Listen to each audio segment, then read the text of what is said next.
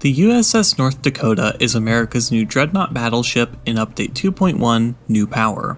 It's a unique ship, both in its gun layout and shell selection, or lack thereof.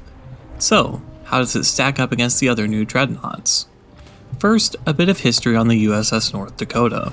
It's the second and last ship of the Delaware-class battleships, which was America's second class of Dreadnoughts. The North Dakota was laid down in 1907 and commissioned in 1910. It never participated in combat, instead serving as a trading ship for the duration of World War I. After the war, the North Dakota was disarmed due to the Washington Naval Treaty, used as a target ship, and eventually scrapped in 1931.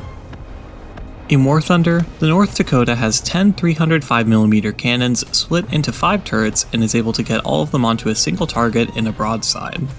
It has a pretty interesting gun layout at the stern, with a similar setup to a super firing pair on later cruisers, with an extra turret sat between the two. These cannons have a fire rate of 2 shells per minute, which is pretty normal for a Dreadnought. These cannons also have the same dispersion as all the other Dreadnoughts do. What's most interesting with the North Dakota's cannons is the shell selection, or rather, the one shell it has. The only available shell is Mark 18 AP. It's a relatively weak AP shell as far as the Dreadnoughts go, having both lower penetration and filler than the AP shells of other Dreadnoughts. Only having AP has some interesting implications.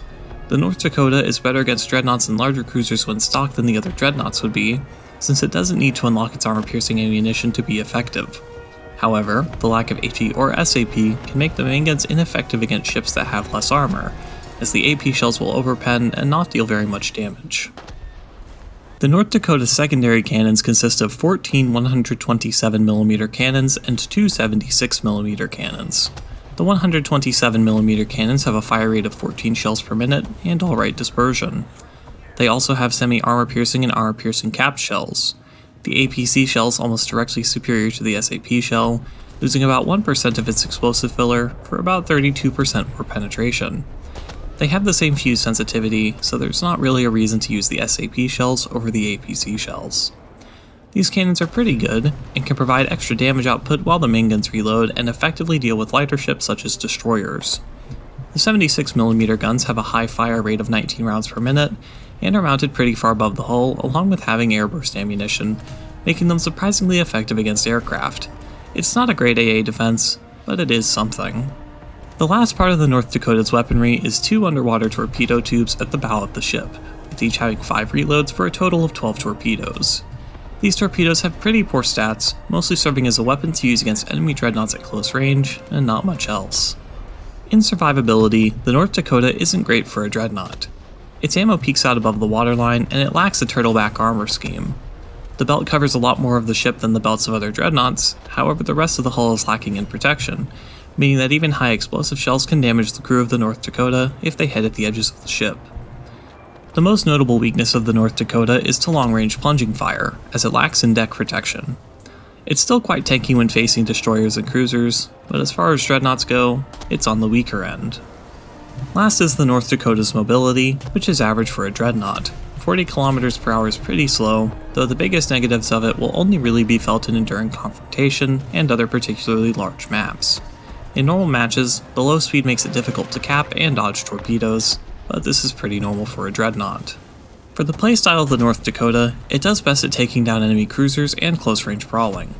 Against other dreadnoughts, it lacks powerful enough shells to consistently damage them at longer ranges, and against smaller ships like destroyers, it struggles to deal consistent damage since the armor-piercing shells constantly overpenetrate their armor.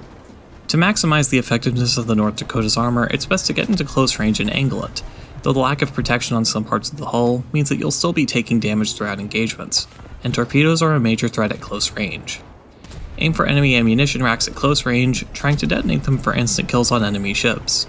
Having a tight spread of 10 AP shells tends to wreck them pretty quickly if you can get a good hit. Fighting medium ships like cruisers is the only situation the North Dakota does particularly well in, and it doesn't do any better at that than any of the comparable dreadnoughts. Overall, it's just a bit weaker than the dreadnoughts Russia and Germany offer, so I can't really recommend it over those ships.